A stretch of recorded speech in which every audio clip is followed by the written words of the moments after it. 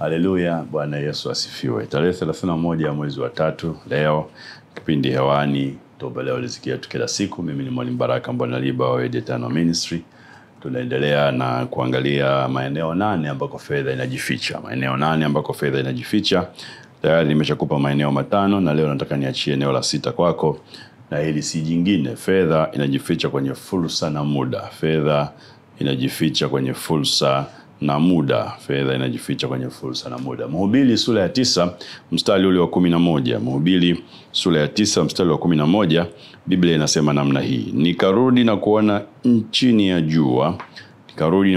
ya jua ya kwamba si wenye mbio washindao katika michezo, wala si walio hodari washindao vitani, wala si wenye hekima wapatao chakula, wala si watu wa ufahamu wapatao mali, wala wenye ustadi wapatao upendeleo. Lakini angalia, wakati na bahati huwapata wote. Wakati na bahati huwapata wote. Fedha imejificha kwenye fursa na muda. Wakati na bahati, lile neno bahati ni fursa. Kwa hiyo ili uweze kufanikiwa, fursa na muda vinatakiwa kuoana, vinatakiwa kugongana. Ningeweza kusema namna hii ya kwamba fursa yako imefichwa kwenye muda. Na si muda tu, muda fulani katika maisha yako umebeba fursa yako. Kwa sharti ujifunze kusoma utimilifu wa wakati ambao uko kwenye maisha yako na fursa ambazo Mungu ameweka kwenye maisha yako. Ukishindwa kusoma alama za nyakati kama Waswahili wanavyosema, umepishana na fursa yako. Kwa hiyo utimilifu wa wakati ndio ambao unaachilia bahati au fursa ambayo Mungu ameambatanisha kwenye maisha yako, na hiyo ndio mali, ndiko kufanikiwa kwako. Angalia Kutoka sura 21. Kutoka sura 21 mstari wa 18 hadi wa 19, kuna watu wanaitwa wana wa Isakari, wana wa Isakari. Kutoka sura 21, Kutoka sura 21, nafikiri wana Isakari ni sehemu nyingine, lakini Kutoka 21 mstari wa 18 hadi 19 inasema watu wakigombana. Angalia nikuonyeshe hili, watu wakigombana na mmoja akimpiga mwenziwe kwa jiwe. Watu wakigombana, mmoja akimpiga mwenziwe kwa jiwe au kwa konde, asife, lakini yualazwa kitandani mwake. Yani watu wawili wamegombana, mmoja amempiga mwenzake hajafa ila ameumia, amelazwa kitandani. Biblia inasema mstari wa 19, atakapoinuka tena na kuenenda nje kwa kutegemea fimbo, ndipo hapo yule aliyempiga ataachwa. Biblia inasema ila atamlipa kwa ajili ya hayo majira, atakaonena majira yake aliyompotea, naye atamuuguza hata apone kabisa. Biblia inasema kama ukimpiga mtu akalazwa, akiinuka akaenda nje kwa fimbo, maana yake amepata ulemavu au bado na maumivu, nasema utaachwa kwa sababu huyu amekuwa hai. Lakini kwa muda wote aliolala kitandani utamlipa. Kwa nini? Kwa sababu amepoteza majira, nawe utamuuguza hata apone kabisa. Nachotaka uone hapa ni kwamba Biblia imefungamanisha majira na fedha. Kufanikiwa kwako kiuchumi na majira. Pale ambapo majira yamekuacha, umepishana na kufanikiwa kwako kiuchumi. Ndicho Biblia inachosema. Kwa hiyo, kwa sababu umepishana na fursa za kiuchumi kwa majira kukuacha, sharti aliyekuumiza akulipe. Maana hilo jambo, fursa na muda vimefunga kufanikiwa kwako. Fursa na muda vimefunga kufanikiwa kwako. Angalia Yoeli sura ya 2 mstari wa 25. Biblia inasema nani nitawarudishia hiyo miaka iliyoliwa na nzige na parare na madumadu na tunutu, jeshi langu kubwa nililotoa kati yenu. Kwa hiyo Biblia inasema nitawarudishia hiyo miaka. Hawa ndugu walikuwa wanaomba Mungu urejesho kwa Mungu. Badala ya Mungu kuwarejeshea mali walizopoteza, mali ambazo zimeibiwa, mali ambazo wamepishana nazo, Mungu anawaambia nitawarudishia miaka iliyoliwa. Miaka, muda ni mali. Biblia inasema, Waswahili au Waingereza wanakamsemo kao kanasema time is money. Au kule sekondari tulikuwa tunasema time is marketability, time is making ability, time is making ability. Kwa hiyo muda unakupa uwezesho wa kuweza kufanikiwa. Muda ni fedha. Miaka iliyoliwa ndio inayorejeshwa, sio mali iliyopotea. Kwa nini? Kwa sababu ndani ya miaka kuna fursa, ndani ya miaka kuna mali imefichwa. Kwa hiyo Mungu anakuletea hiyo miaka ambayo imepotea. Nataka nikufundishe pia na nikwambie moja ya kanuni kubwa ya kwenye Biblia ambayo nimejifunza ni kwamba jifunze kusikiliza muda unakusemesha nini kwenye maisha yako. Mungu siku zote ameweka muda ili ukusemeshe. Na muda kadri unavyokusemesha unakusemesha mafanikio. Ukishindwa kusikiliza siku ambazo Mungu amekupa duniani, maisha yako hayawezi kuwa ya mafanikio.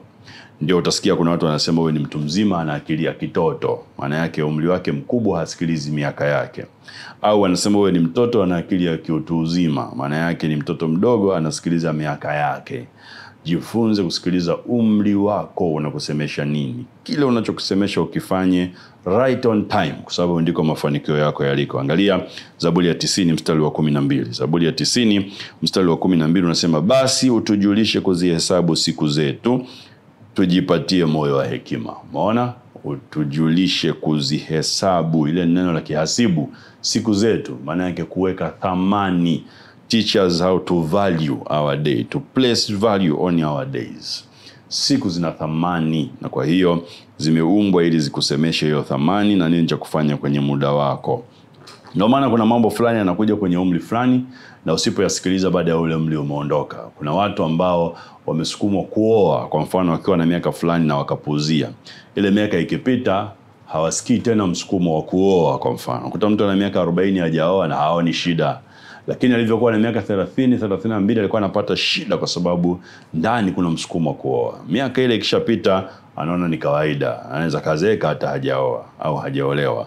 Kwa nini? Kwa sababu kuna kipindi cha muda ambacho Mungu amekiweka, ni utimilifu wa wakati, kinakusemesha.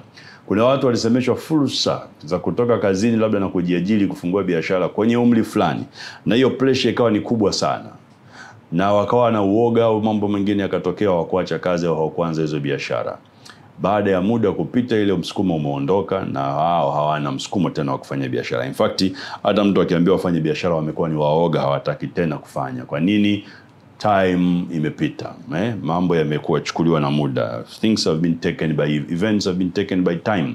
Muda umeisha, kwa hiyo msukumo wa ile miaka umepita, na ndivyo Biblia ilivyo.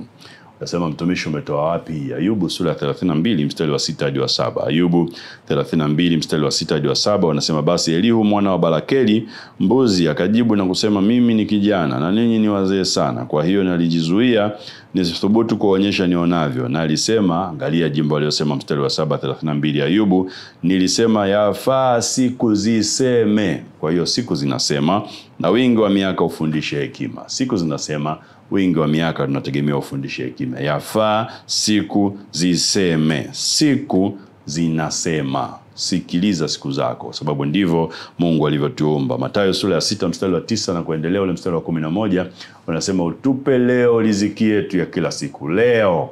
Kwa hiyo leo inasema imebeba riziki yako. Luka anasema utupe riziki yetu siku kwa siku.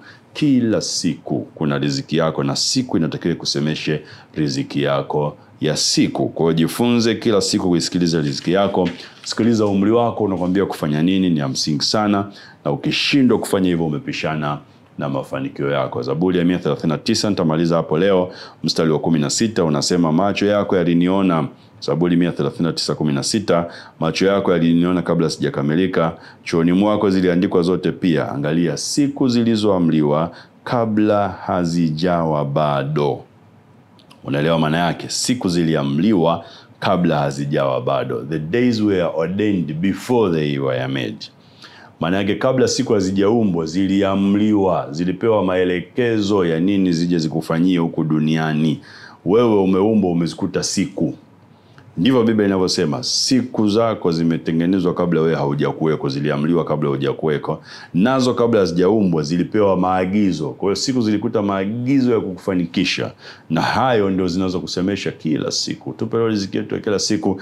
Kila siku siku zinakusemesha kitu cha kiuchumi ambacho Mungu amekusudia kukupa kwenye maisha yako. Sharti uzisikilize. Ile neno ambalo linasema siku ziliamriwa ni neno ordained, zilipakwa mafuta. They were anointed kukusemesha kabla hazijakuweko. Kwa siku zimebeba kusudi lako, na kila siku uendao kwa Mungu zinakusemesha kusudi lako la Mungu. Jifunze kusikiliza siku zako, na zile umri ambao ni mambo ambayo umri wako unakwambia, itakusaidia sana kufanikiwa kwenye maisha yako. Mungu akubariki sana. Mwaka huu masikio yako ya ndani yawe wazi Sikiliza siku nini zinakwambia kufanya. Roho ya uoga ikuachie katika jina la Yesu Kristo. Uchukue hatua ya kufanya yale ambayo siku zako zinakusemesha. Ndivyo utakavyofanikiwa sana kiuchumi kwenye maisha yako. Tuonane kesho muda na saa kama hii kwenye kipindi kingine. Mungu akubariki sana.